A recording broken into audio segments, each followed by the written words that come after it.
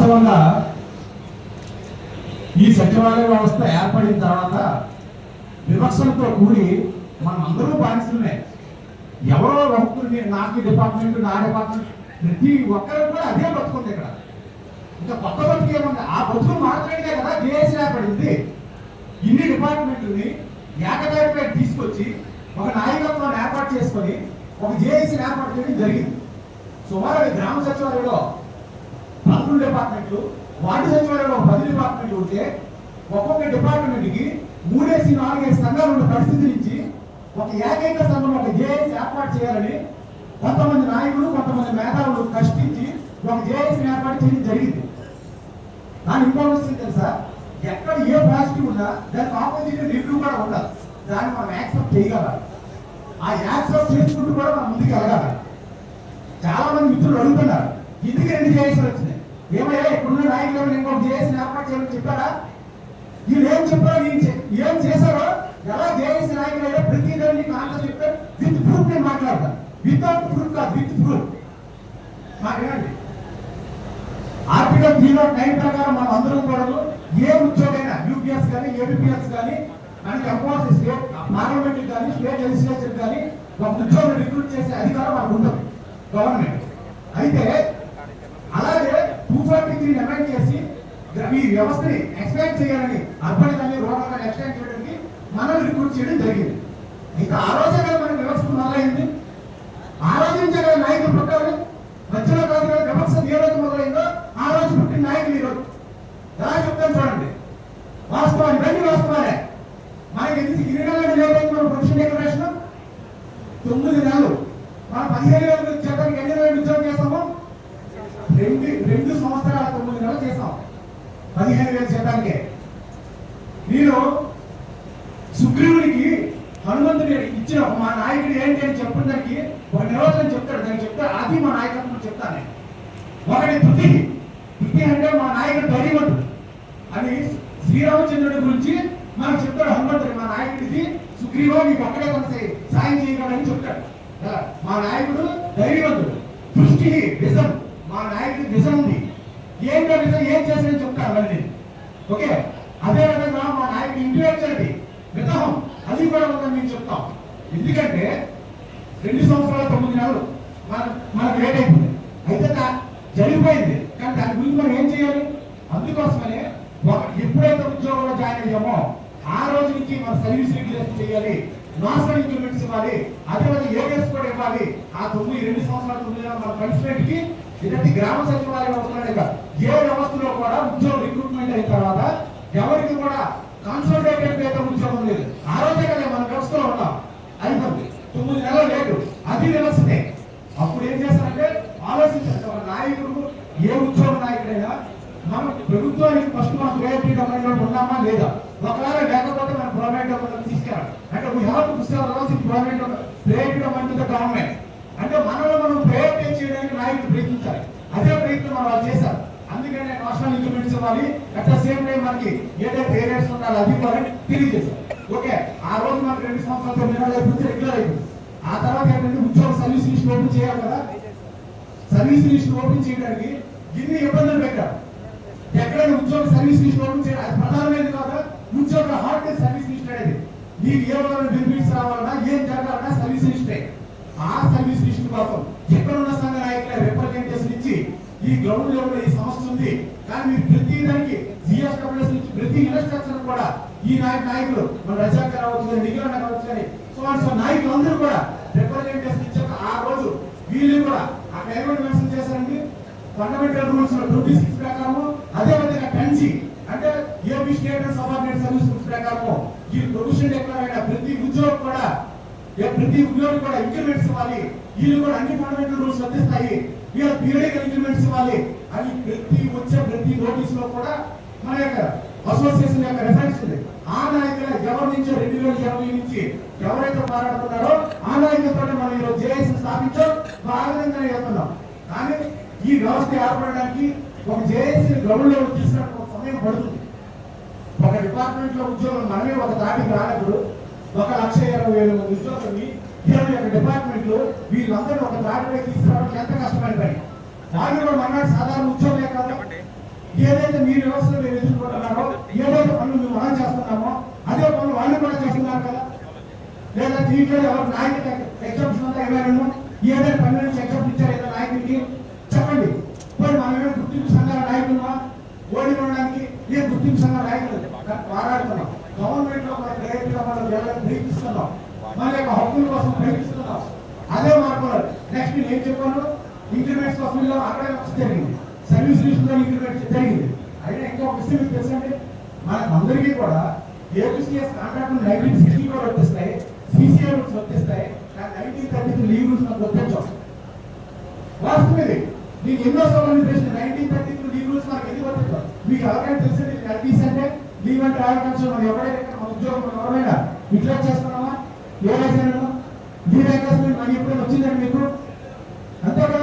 అటువంటిది వీళ్ళందరూ కూడా మేము కూడా గవర్నమెంట్ ఉద్యోగమే, మా పట్ల వివక్ష చూపించకూడదు, అందరికీ కూడా తప్పనిసరిగా ఎస్ఆర్ లిస్టులో లీవ్ ఎంట్రీస్ చేయాలని ఇక్కడ ఉన్న ఉద్యోగులు ఇక్కడ ఆగస్టు 2021-22 ఆగస్టు నాకు రెగ్యులర్ అవగానే 2023లో నోటిస్తుంటే చూడండి జిఎస్డబ్ల్యూసీ మనకు వచ్చింది. అందరూ కూడా ప్రభుత్వ ఉద్యోగులు, జిఎస్డబ్ల్యూసీ ఉద్యోగులు వివక్ష చూపించకూడదు, వాళ్ళందరూ కూడా ప్రభుత్వ ఉద్యోగులు వివక్ష లేకుండా ప్రతి ఒక్కరు కూడా లీవ్స్ క్రెడిట్ చేయండి 2023లో. ఈ రోజుకి జిఎస్డబ్ల్యూసీ మేము కూడా ఉంటుంది చూసుకోండి. ఎవిడెన్స్ ఎందుకు మాట్లాడుతుంది, అది ఇంక్రిమెంట్స్ కోసం మాట్లాడుతుంది. అదే మన యొక్క నాయకులు అయితే ఎవరున్నారో వాళ్ళే. అయితే ఈ ప్రయత్నం చేసేటప్పుడు కొంతమంది వేరే మార్గం వెళ్ళొచ్చు. ఇక్కడ మన భారత స్వతంత్రంలో ఒకరు ఒక వాదం అంబేద్కర్ని గౌరవిస్తాం, అదేవిధంగా సుభాష్ చంద్రబాబుని గౌరవిస్తాం, గాంధీజీ గారిని గౌరవిస్తాం. కానీ వాళ్ళందరూ పోరాడే విధానం మాత్రం కాదు. ఎందుకంటే వాళ్ళందరినీ ఏకతాటిపై అందరూ గౌరవిస్తాం, ఏకతాటిపైకి రావాలి. అయితే 20 సంవత్సరాలకి ప్రాణత్యాగం చేసిన 20 సుభాష్ చంద్రబాబు, రాజుడు, సుఖదేవ్ వీళ్ళందరూ ప్రాణత్యాగం చేశారు. వాళ్ళ గురించి మనం చెప్పుకుంటాం. అదేవిధంగా 100 ఏళ్ల పాటు పోరాడిన తిలక్ గారు కానీ గాంధీజీ గారి గురించి మనం మాట్లాడుకుంటాం. సో పోరాటం అనేది ఎవరు మాట్లాడలే, అందరూ మతకానికి ఎవరైనా ప్రయత్నిస్తూనే నిరంతరం ఉన్నాం. కానీ వాళ్ళ భావజాలను వ్యక్తిని నిర్బంధించి మాత్రం మనం ముందుకు తీసుకెళ్ళాలి. నిర్బంధించే అధికారం మనం లేదు, ఎందుకంటే కాన్స్టిట్యూషనల్ రైట్ కాదు. ఇంకో విషయం చెప్తాను చూడండి, అందరి ఉద్యోగులకి బాగా ప్రమోషన్ చాలా ఉంది. ఏంటంటే ఒక ఆఫీస్ అవార్డు ఉద్యోగి డిప్యూటీ కలెక్టర్ అయ్యే అవకాశం ఉంది, ఒక జూనియర్ అసిస్టెంట్ ఉద్యోగి ఎంపీడీ కమిషనర్ అయ్యే అవకాశం ఉంది. ఇంతమంది గ్రాడ్యుయేట్స్ ని, ఎంతమంది ఉద్యోగుల్ని పైకి వెళ్ళే ప్రమోషన్ చేయాలి ఎవరికి లేదు, ఎంతమంది ఉద్యోగులు. ఇది వివక్షత కాదా? ఏమి అందరికీ అభివృద్ధులు కదా. ఒక ఉద్యోగం ఏ ఉద్యోగం కాదు కదా. కానీ ఇక్కడ మనం తీసుకోవాల్సింది ఏంటంటే నమ్మకం. ఒక సంఘ నాయకుల పైన జిల్లా చేసిన సంఘ నాయకులు మనం వచ్చిన నమ్మకం, ఆ నమ్మకంలో మీరు డిపెండ్ అవుతుంది. పేరెంటల్ యాటిట్యూడ్ ఉండాలి. మీరు తనకి కూడా ఎగ్జాంపుల్ చెప్తారు, భార్యాభర్త భగవంతుడికి భార్యాభర్తల సంబంధం ఉండాలి. భార్యాభర్తల సంబంధం ఏంటంటే ఈ రోజు అక్కడికి వస్తాం, మా భార్య ఏం చేస్తుందో విగ్రహం చూస్తున్న ఆలోచన అంటే ప్రశాంతం పడాలి కదా లేదు. అదేవిధంగా మా ఆయన బయటికి వెళ్ళాడు మీటింగ్లోకి, అక్కడ తినమంటాడా ఎక్కడ తిరుగుతాడనే భావన రాయకుంటే నడుస్తుందా ఈ మధ్య పనులు అటువంటి నమ్మకం. అదే సంఘ నాయకుడికి మరియు సంఘ సభ్యులకు అందరం ఏంటంటే నమ్మకం. ఆ నమ్మకాన్ని క్రియేట్ చేయాలి, ఆ నమ్మాలి నాయకుడిని. వాళ్ళకి సమయం ఇవ్వాలి, వాళ్ళ ప్రయత్నానికి సమయం ఇవ్వాలి, వాళ్ళు సాధించిన మనం గుర్తుంచుకోవాలి. వాళ్ళు ఏం చేశారని ఇప్పుడు వచ్చి ప్రతిదీ ఎప్పటి నుంచి 2020 నుంచి ప్రొవిజన్ ఎక్కడ నుంచి ప్రతి పాయింట్ జిఎస్డబ్ల్యూసీ వచ్చిన ఇన్స్ట్రక్షన్ ప్రతి దానికి మన సంస్థలు మనం మోస్తూనే ప్రయత్నిస్తూనే ఉన్నారు. అని ఈ రోజు ఇక్కడ ఈ ఎగ్జాంపుల్ ఉన్నారు, నిజంగా ఉన్నారు. మా ఇంజనీరింగ్ సంస్థల కోసం ఎగ్జాంపుల్ ఒకసారి 2,000 మందితోటి, ఒకసారి 5,000 మందితోటి విజయవాడ వేదికగా మేము చేస్తాం. అలాగే చాలా మంది మిత్రులు అనేక విధాల పోరాటాలు చేశారు. కానీ వేరు సాధించడం అదే నాకు ఉండకూడదు. నువ్వు ఉద్యమం చేసి ఏం సాధించావు అని అడిగాను డెవలప్ చేసినావు. నేను ఉద్యమం చేశాను, నా వాళ్ళ కోసం ప్రయత్నించానని చెప్పుకోవడానికి మాత్రమే నా దగ్గర ఉంది, ఆన్సర్ లేకపోదు. ఎందుకంటే మన యొక్క ఈ వ్యవస్థలో ఎలా ఉంటుందంటే మీకు కొంచెం అర్థం చేసుకోవాల్సిన విషయం ఏంటంటే ప్రభుత్వానికి మన ప్రయారిటీ వాళ్ళకి ఎప్పుడైతే వెళ్తామో అప్పుడే మన కోసం ఆ బడ్జెట్ ఎంకరేజ్ చేస్తారు. సుమారుగా మనకి ఈరోజు 30,000 కోట్లు అంటే 30,000 కోట్లు ఉద్యోగులకు వచ్చిన బకాయి యూనివర్సిటీలో ఉన్నాయి. అది అందరికీ తెలుసు. వాటి కోసం చాలా మంది మేధావులు ప్రయత్నిస్తూనే ఉన్నారు. మరి ఈ రోజు ఇక్కడ ఉన్న నాయకులు అందరూ కూడాను పెద్దవాళ్ళకి సంబంధాలు అడుగుతున్నారు కదా, పెద్దవాళ్ళు సలహాలు తీసుకుని ముందుకు చెప్పే నాయకత్వం ఈ రోజు సార్ ఏపీఎన్లో నాయకులుగా రావచ్చు, ఎన్నో సంవత్సరాలకు పోరాడిన నాయకులు. అదేవిధంగా కేఎస్ ఎంతో విశ్లేషమైన నాయకులు వాళ్ళు అవ్వచ్చు. అదేవిధంగా వెంకటరామరెడ్డి అంటే అవ్వచ్చు. వాళ్ళందరూ నాయకత్వం ఏంటంటే ఆల్రెడీ పూర్తి చేస్తున్నారు.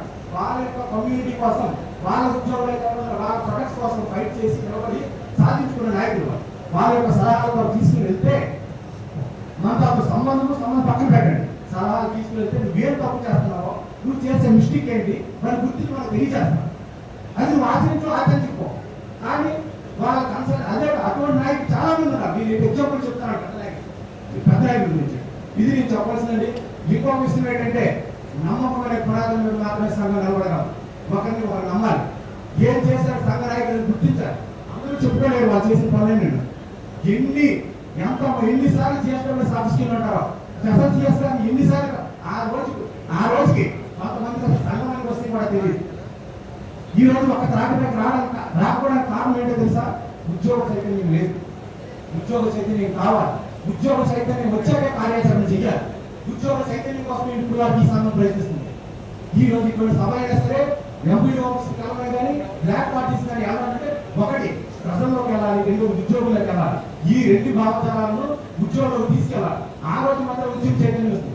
వాస్తవాలు చెప్పండి, ఈ రోజు రోడ్డు మీద ఎంతమంది మనకు సిద్ధమంటారు. మన మిత్రులు, మన పక్కన ఉన్న మిత్రులు ఉంటారు కదా, ఈ రోజు మనం మీటింగ్ చూస్తుంటాం కదా, వాళ్ళ మాటలు మీరు ఒకసారి విశ్లేషించుకోండి.